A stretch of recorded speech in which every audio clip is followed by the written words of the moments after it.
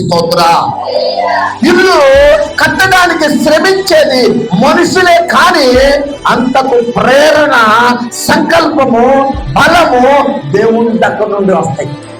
ఇల్లు కట్టాలంటే మనుషులు ఒక మేస్త్రి కట్టాలి, కానీ దాని ప్రేరేపణ, దాని యొక్క బలము, దాని యొక్క ధనము ఎక్కడి నుండి వస్తుందట? దేవుని దగ్గర నుండే వస్తుంది. దేవునికి స్తోత్రం. హల్లెలూయా. మొన్న ఒక వ్యక్తి గురించి నేను విన్నాను. దాదాపుగా కొన్ని లక్షలు పెట్టి ఇల్లు కట్టాడు. గృహప్రవేశం చేయడానికి ఆరోగ్యం బాగాలేదు.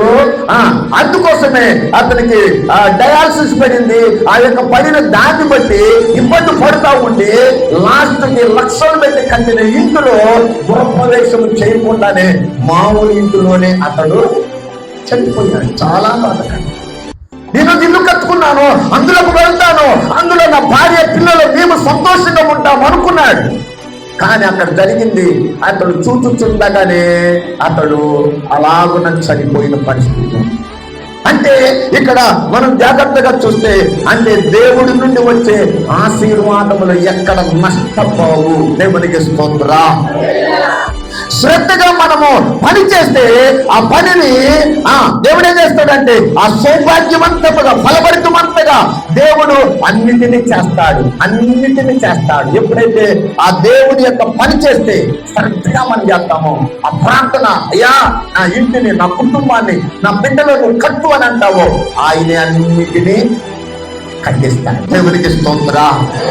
ఇక్కడ మనం చదువుకుంటే ఈ విషయాలను అంటాడు. యోహాను సువార్త 1వ అధ్యాయం 3వ వచనాన్ని చదువుకుందాం.